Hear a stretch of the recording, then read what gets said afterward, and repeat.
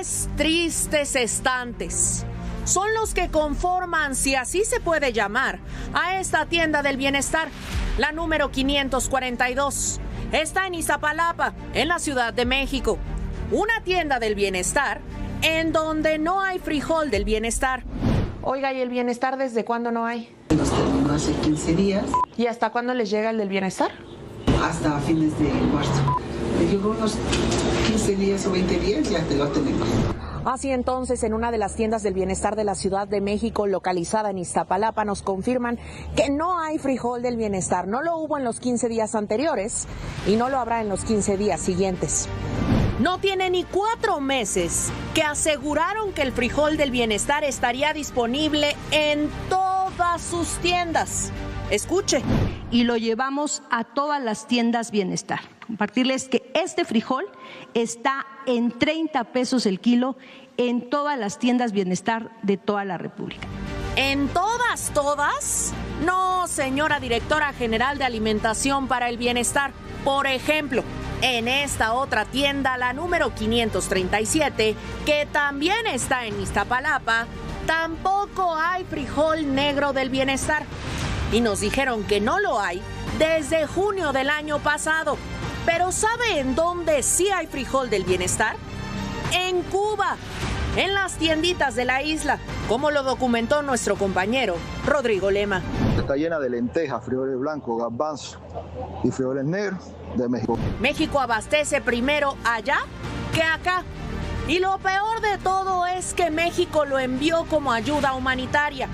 Y allá, lo que el régimen recibió como un regalo, al cubano se lo vende. La Cuarta Transformación prioriza libros para Cuba antes que para México. La Cuarta Transformación prioriza petróleo y combustibles para Cuba antes que para México. Y ahora prioriza también el frijol para Cuba antes que para México. Pero pues está mal, según que están surtiendo muy bien la tienda. No sé por qué no haya. Ilse Lorena Trejo, Azteca Noticias. Pues así andan las cosas en Cuba y así andan en México. Lo que no hay en nuestro país lo mandan allá. Y allá no se distribuye entre la población afectada, quienes están muriendo de hambre. Allá lo vende el gobierno. Allá gana siempre el régimen, la dictadura cubana. Brenda Estefan, Brenda, qué gusto, ¿cómo estás? Muy buenas noches, Manuel, un gusto estar con ustedes. Lucy Bravo, Lucy, ¿cómo te va? Bien, buenas noches, ¿cómo están? Buenas noches. Alicia Salgado, Alicia, ¿cómo estás? Bien, buenas noches. Muy buenas noches. A ver, lo veíamos. Hay productos que se envían allá que no hay en México. Y los productos que se envían allá, los venden allá. No los reparten entre la población, los vende porque lucra la dictadura con la necesidad de la gente. Pero siempre lo ha hecho, ¿no? No es la primera vez. Ahora veía algunas declaraciones del embajador cubano haciendo una fuerte crítica por el gran reportaje que se hizo. Pero en realidad el acopio de víveres y de muchas cosas que se hizo en el Zócalo y que se enviaron a Cuba, lo único que hizo fue pasar por las famosas bodegas estatales y también por las libretas de abastecimiento, así se llaman. En realidad entre la población se conoce como las libretas de desabasto, no de abasto. Y eso tiene, creo que desde el 69, ¿no? Que se establecieron con un sistema de racionamiento complicado. Y la corrupción es parte de una problemática, no producen lo suficiente para comer. Tienen un sistema totalmente controlado desde la extensión de la libreta y la vigilancia a través de células directas de que la persona que le toca ir es la que tiene que acudir por una familia para 1 kilo de frijol. Eso que pasa que no les alcanza y han generado mercados negros o mercados paralelos extraordinarios. O sea, se dice que es solamente el 10% de los más pobres alcanzan el abasto del subsidio. Y lo que alguna vez comentábamos, ¿no? O sea, la pobreza no se subsidia.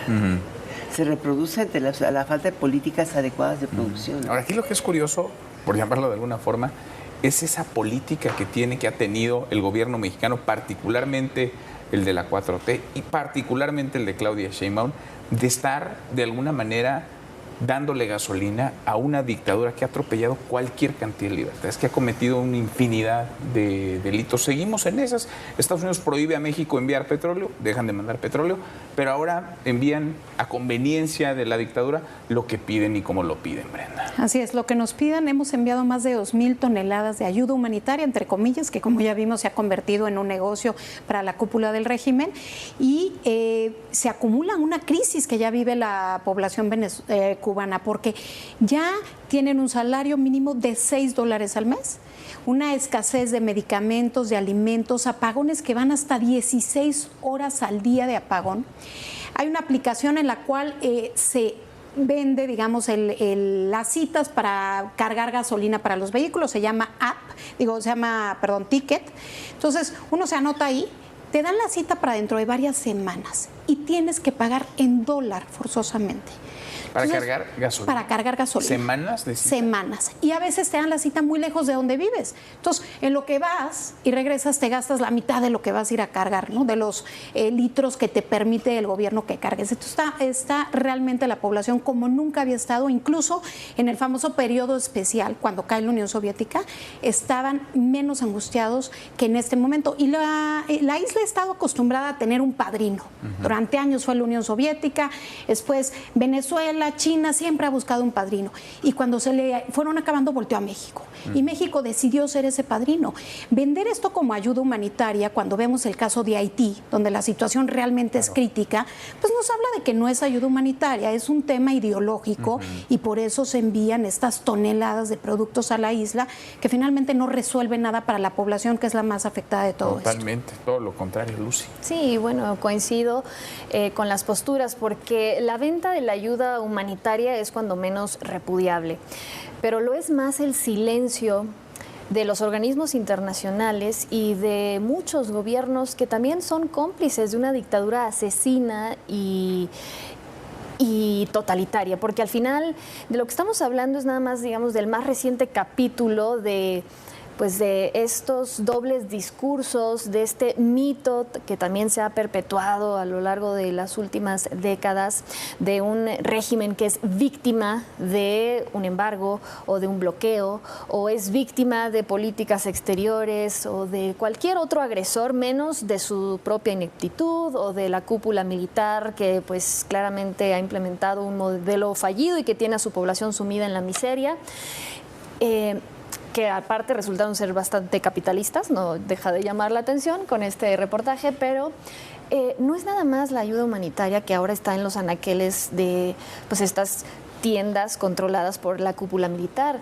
Es también el tema petrolero y esta manera de mantener o prolongar la vida de un régimen que pues está moribundo, pues, o podríamos decir nació muerto en ese sentido. Pero también es el programa de los médicos cubanos, que tiene presencia en 62 países y que es su principal fuente de divisas. Estamos hablando de un promedio de esclavitud. Claro, y estamos hablando de un promedio de $11,000 millones al año, que el régimen cubano pues se adjudica o llega a sus arcas a raíz también de este programa, que también nos comprueba que en ninguno de los tres casos, en ninguno de los tres escenarios, no se sostiene el argumento de que se trata de una política de ayuda humanitaria, de cualquier gobierno. Porque de ser así, tendría que como mínimo haber dos condiciones: transparencia verificable de que estos recursos están llegando a la población cubana, y una cláusula de una eliminación inmediata de cualquier ayuda en cualquiera de estos escenarios ante violaciones a los derechos humanos, que también hay, bueno, evidencia múltiple y claramente documentada a lo largo de las décadas. Y es ahí donde también viene la complicidad y este silencio por parte de organismos internacionales que lo han permitido y han decidido voltear hacia otro lado por un tema ideológico. A ver, porque apoyar a un criminal te convierte en cómplice el criminal. Y aquí no hay duda que el régimen cubano ha cometido, decíamos, infinidad de delitos, de crímenes, de atropellos, de abusos, de tortura, de encarcelamientos, de ejecuciones extrajudiciales. A eso estamos pues como tal vez así hablando. Que incluso cuando se da todo la amenaza, ¿no?, definitiva de Donald Trump de seguir con Cuba, ¿no?, y empezar una segunda fase del embargo después del del cambio de control administrativo, porque no podríamos decir de gobierno en Venezuela.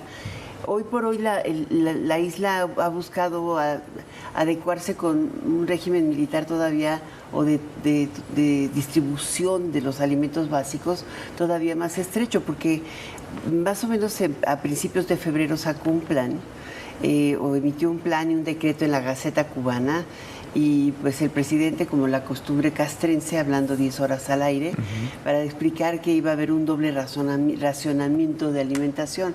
¿Qué es lo que se hizo? Es un poco esto. Tienes remesas en el mercado ilegal proveniente de Estados Unidos, de México inclusive, el dinero que llega de fuera, y hay un mercado informal cada vez más creciente en donde se abastece difícilmente y a costos muy altos la población cubana, pero se abastecen lo mismo de frijol, aceite, detergente, pero cuestan demasiado caros. O sea, alguien me decía, amigo, me decía, es que tener un papel del baño es un lujo en Cuba, ¿no? Y sí es cierto, es algo cierto, gravísimo. Sí. Pero imagínate, de aquí se mandaron miles de toneladas de papel del baño, de azúcar, de arroz, de frijol. Evidentemente para ellos pagar por comer, pagar por bañarse, pagar por tener un poco de agua, aunque sea fría, tienen un problema de abasto de agua, y este programa sale diciendo, ahora tenemos que producir más porque ya no tenemos mucho que nos envíen de fuera. Imagínate. Y entonces dices, ¿sí? ¿Y en qué vamos a producir? ¿Y cómo lo vamos a producir? ¿Y con qué empresas? ¿Y quién va a dar el empleo? Si tenemos desde 1969 sin una sola empresa nueva constituida en Cuba. De ese tamaño es el desastre. Ahora, ¿cuánto más resiste un régimen así, en estas condiciones, en estas circunstancias? Y sumando un poco lo que decías, desde 1969, asfixiando la productividad de un país. Sí. Entonces, es imposible que ahora digan, queremos hacer algo. Y justamente no puedes resistir mucho más. Mira, la isla produce 40,000 barriles de petróleo por día y necesita lo mínimo, 100,000 al día. Entonces trae un déficit de 60,000 barriles de petróleo por día. ¿Qué están haciendo?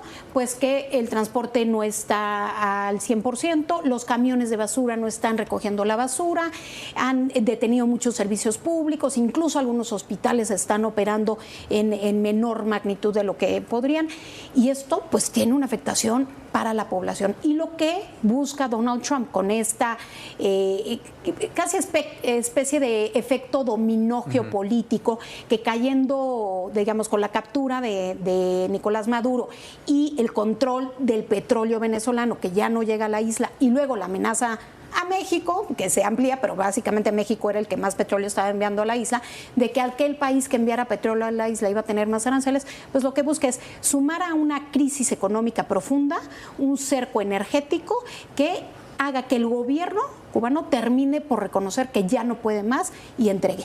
Pero los cubanos, la población está acostumbrada a las duras y a las maduras. Ha vivido épocas muy complicadas y pueden aguantar. Es difícil saber cuánto tiempo más. La administración Trump apunta a que no va a pasar de este año, del 2026.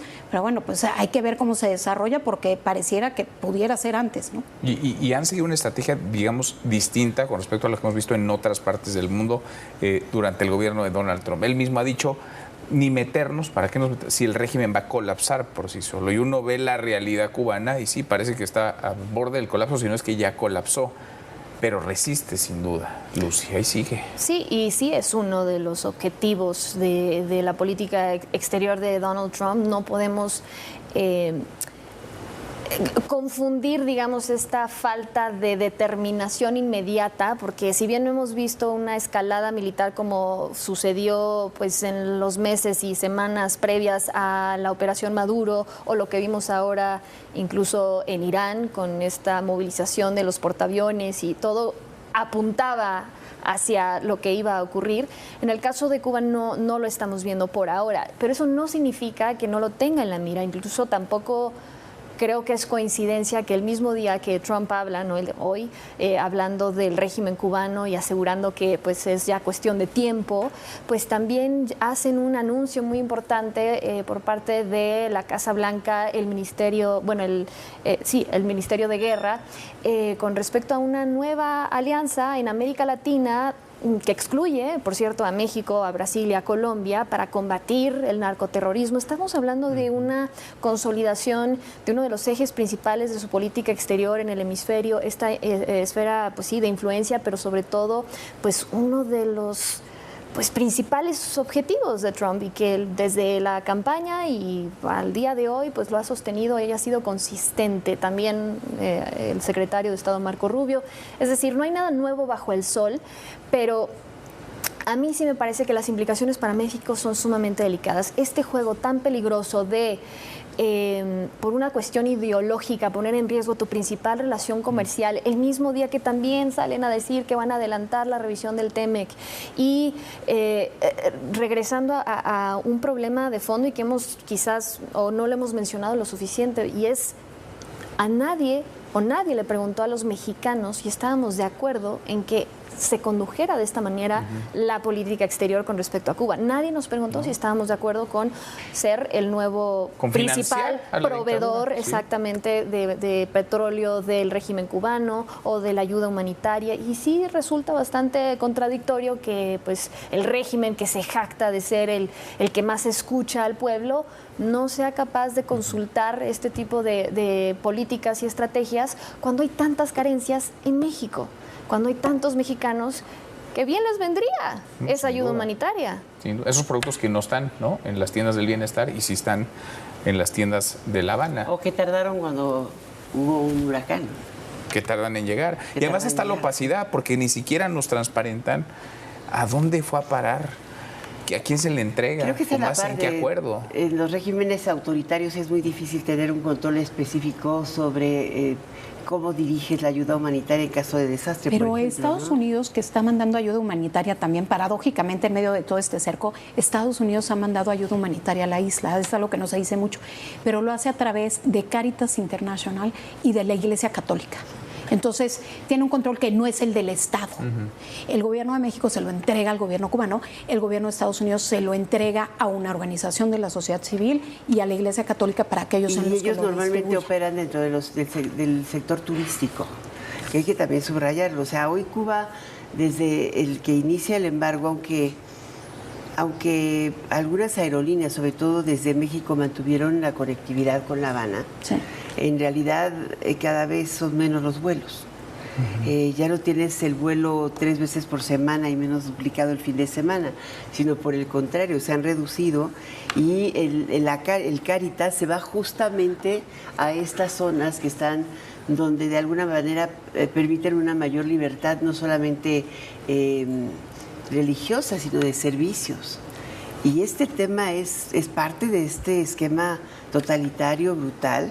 Yo lo que digo es que, bueno, ¿qué pasaría si esa entrega, y más con el sello como IVA, no lo ves en los almacenes estatales, en la libreta de desabasto, y menos en el mercado negro, que es de donde vimos este reportaje?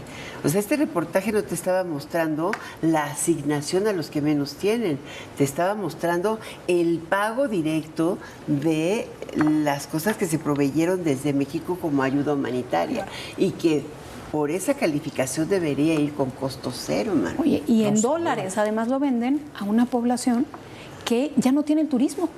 Porque el turismo desde la pandemia desapareció y ahora sin vuelos, realmente no hay turismo, que era la principal fuente de divisas para la compra de estas cosas. Y desde el 2025, pero particularmente en los últimos meses, se aceleró la dolarización de la isla. A partir del 7 de febrero no se puede comprar combustible en peso cubano, solamente en dólar, pero no hay dólares. ¿Y quiénes son los más afectados además? Pues los jubilados, la población más sencilla, los más vulnerables. Sin duda. Sí, que pues solo nos habla pues de otra característica de este régimen fallido. Cuando hay una economía paralela que precisamente depende del mercado negro, de fuentes de divisas alternas, pues tendría que ser como mínimo el primer llamado de atención para no solo el régimen en sí mismo, sino para la comunidad internacional que lo apoya desde el plano diplomático hasta el plano obviamente económico. Pero eso no ha pasado. Está aislada solo México no, creo que finalmente tendrá que revisar o ha ido teniendo que revisar un poco la relación, tan es así que no ha mandado petróleo, ¿no? Pues no. Pero digamos que la presidenta ha insistido en la necesidad de mandar ayuda humanitaria. La ayuda humanitaria no se está cuestionando, se está cuestionando el uso indebido de la ayuda humanitaria. Que llegue la ayuda humanitaria. Sí, o sea, realmente si quiere mandarla, que la mande, pero que se asegure que no se cobre en dólares en los almacenes del Estado. No debería cobrarse, ¿no? En Ni los siquiera. mercados negros. O sea, ese es el tema. ¿En dónde la viste? Lo dice alguien, el representante, que es amañado este reportaje, sinceramente. No, pues que amañado ni que nada. Ahí está amañado lo que han hecho. La realidad es visible, Sin está duda. ahí está y está muy bien hecha. Sí, como dices tú, no se critica la ayuda humanitaria. No, para nada. Pero el tremendo mercado negro que se ha hecho también en Cuba. Está a 180 pesos el litro de gasolina en el mercado negro. 180. 180 pesos el litro de gasolina en Cuba. Brenda, gracias. Muchas gracias. Gracias, Lucy. Muchas gracias. Gracias, Alicia. Hasta mañana. Pásala muy bien.